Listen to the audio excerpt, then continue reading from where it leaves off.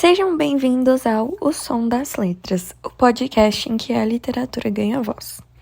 Hoje a gente vai analisar o desfecho da vida de Marta, que é uma protagonista do romance Memórias de Marta, de Júlia Lopes de Almeida.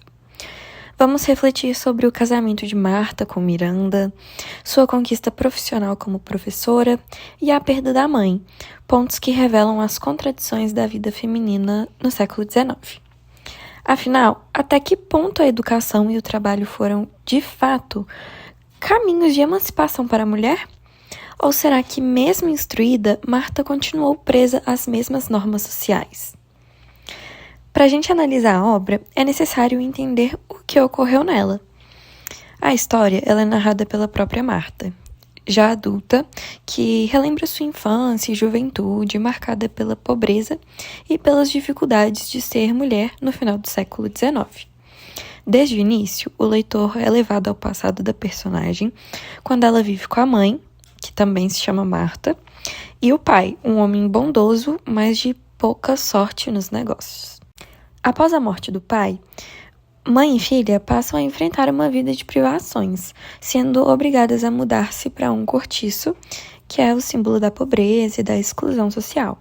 E esse novo ambiente marcou profundamente a menina, que observa a vida dura das pessoas simples e começa a compreender a desigualdade que a cerca. No cortiço, Marta cresce cercada de miséria e de comportamentos que refletem a falta de perspectiva daquelas pessoas. E ainda assim, ela demonstra desde cedo um espírito sensível e curioso com o desejo de estudar e melhorar sua vida. A mãe trabalha sem descanso para sustentá-la e sonha que a filha possa ter um futuro diferente. O cotidiano, porém, é pesado.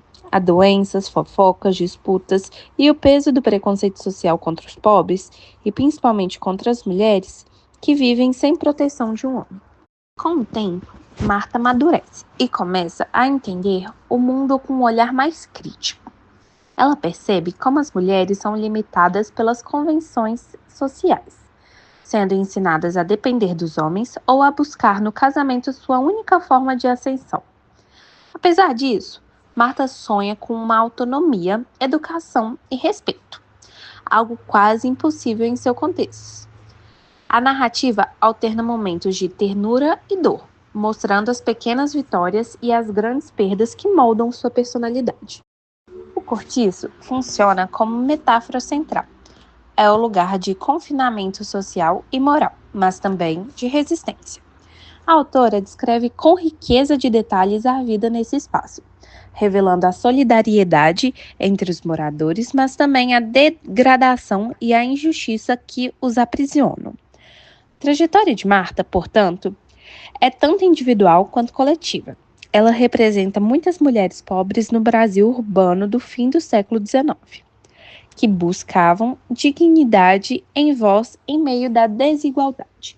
Ao final, as memórias de Marta não são apenas recordações pessoais, mas uma reflexão sobre o destino das mulheres e dos pobres. A protagonista compreende que, embora tenha enfrentado o sofrimento e as limitações impostas pela sociedade, há força em lembrar, narrar e reivindicar sua própria história. Assim, o romance termina com um tom de consciência e resistência, mostrando que a memória pode ser um modo de libertação. Na fase final da narrativa, Marta alcança dois marcos importantes. Torna-se professora e se casa com Miranda, um homem mais velho e financeiramente estável. Marta se torna professora, e isso é revolucionário. A educação lhe dá voz e visibilidade, algo impensável para muitas mulheres do cortiço. Mas Júlia Lopes deixa claro que essa ascensão tem limites. O título e o salário não apagam as marcas da pobreza, nem o preconceito de origem. Marta é respeitada, mas nunca plenamente aceita nos círculos de elite. Isso mostra que a educação, embora poderosa, não basta sozinha para romper as barreiras sociais. O sistema mantém uma hierarquia que prende os pobres, principalmente as mulheres, a um destino pré-determinado. O conhecimento libera intelectualmente, mas a estrutura social continua oprimindo. O casamento de Marta com Miranda é ambíguo. Ele pode parecer uma vitória, mas carrega o peso da convenção social. Apesar da Marta trabalhar e ter certa independência, o casamento é visto como a meta final, a condição que legitima a sua existência na sociedade patriarcal. É difícil falar em escolha livre. No século XIX, o amor raramente era motor das uniões femininas. A segurança era. Assim, o casamento de Marta soa mais como uma submissão à norma social do que uma realização pessoal. Júlia Lopes de Almeida mostra que mesmo quando a mulher estuda e trabalha, ela ainda é medida pelo papel que ocupa dentro do lar e sob a tutela de um homem. Pouco depois, a morte da mãe marca o fim de uma geração de sacrifício feminino. A mulher que viveu para ver a filha protegida pelo casamento finalmente descansa. A relação entre a Marta e sua mãe é marcada pelo amor, pelo sacrifício e pela culpa. A mãe só se sente em paz quando vê a filha casada, e esse descanso é simbólico. Reflete a crença de que o casamento era a única forma de segurança e respeito para a mulher. Júlia Lopes de Almeida denuncia aqui a força das imposições culturais. A mãe de Marta não é uma vilã. Ela é o retrato de uma geração que acreditava que a sobrevivência feminina dependia da submissão de um homem. Seu sacrifício é comovente, mas também é trágico, porque perpetua um ciclo de dependência que a filha tanto tenta romper. O romance é narrado por Marta já na maturidade. Essa escolha dá profundidade e melancolia à narrativa. É como se ela contasse sua vida a partir de um lugar de desilusão, revendo o passado com um olhar crítico. Sua voz é, ao mesmo tempo, confissão e denúncia. A Marta, ela lembra das dores da pobreza, a humilhação do cortiço, a perda da mãe e a frieza do casamento, mas também reconhece sua própria força.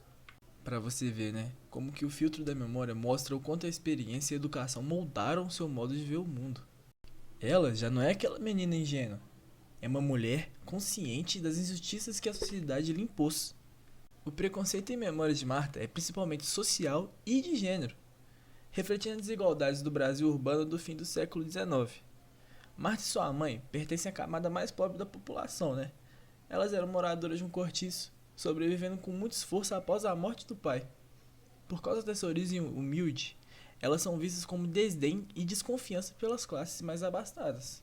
A sociedade as marginaliza, como se a pobreza fosse sinônimo de inferioridade moral. Esse olhar discriminatório é constante e marca a visão de mundo da narradora, que cresce observando como os pobres são tratados com indiferença e desprezo. Além do preconceito de classe, o romance expõe o preconceito de gênero. Como mulher, Marta enfrenta uma sociedade patriarcal que limita suas oportunidades e define o destino feminino quase exclusivamente pelo casamento. Ela percebe que para as mulheres pobres a vida é ainda mais dura, não há liberdade, nem educação e nem espaço para sonhar. Há também o preconceito moral sofrido por Marta e sua mãe por viverem sozinhas, sem um homem que as proteja ou sustente. No cortiço, as duas enfrentam insinuações e fofocas, pois a sociedade da época julgava severamente mulheres sem marido. Esse tipo de discriminação expõe o machismo e a hipocrisia de um meio que cobrava virtude e submissão feminina, mas ignorava as dificuldades reais das mulheres pobres. Por fim, Júlia Lopes de Almeida mostra que o preconceito é estrutural. Ele não se manifesta apenas em atitudes individuais, mas está enraizado nas instituições e nas expectativas sociais. A pobreza de Marta não é fruto de escolhas, e sim de um sistema desigual que impede a ascensão de quem nasce em condições desfavoráveis. A autora, de forma pioneira, transforma essas memórias em denúncia social e em afirmação da dignidade das mulheres humildes, revelando as injustiças que a sociedade preferia esconder.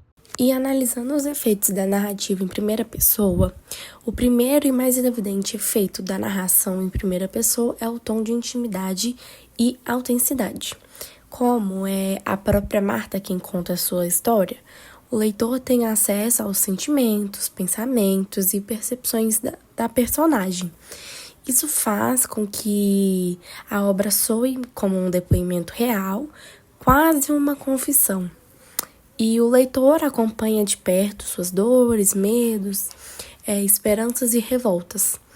Essa voz pessoal dá força emocional ao texto e cria empatia. Nós não apenas observamos a miséria e o preconceito, mas sentimos o impacto deles através do olhar de quem os viveu. Outro efeito importante é o enfoque subjetivo, que é o fato de que tudo que conhecemos é filtrado pela consciência de Marta. Isso significa que a narrativa ela mistura lembrança e emoção, memórias e reflexões. E ao recordar seu passado, a narradora não apenas relata fatos, mas ela interpreta o que viveu, oferecendo uma leitura crítica da sociedade que ela cresceu.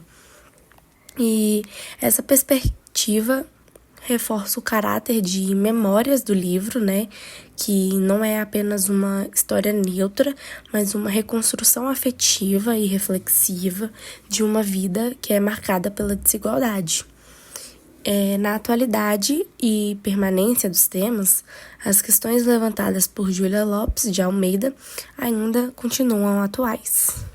Ainda hoje, a mulher enfrenta a desigualdade salarial, sobrecarga emocional e o julgamento moral por suas escolhas afetivas. A busca por independência e reconhecimento segue sendo uma luta, e a educação, embora essencial, ela ainda enfrenta barreiras estruturais. O destino de Marta, ele ecoa nas histórias de muitas mulheres contemporâneas, profissionais competentes que, mesmo conquistando espaço, precisam provar seu valor todos os dias. Nós vamos encerrar esse episódio refletindo sobre a atualidade de Memórias de Marta. O romance, embora escrito no século XIX, continua sendo uma crítica poderosa à desigualdade de gênero e às limitações impostas pela sociedade. Júlia Lopes de Almeida nos convida a repensar o papel da educação, não apenas como ferramenta de ascensão, mas como um instrumento de consciência e transformação social. Para os jovens leitores, e especialmente para quem se prepara para o vestibular, a obra mostra que a literatura é mais do que a narrativa. É espelho, denúncia e aprendizado. A história de Marta continua ecoando, lembrando que a liberdade feminina ainda é um caminho em construção. Até o próximo episódio.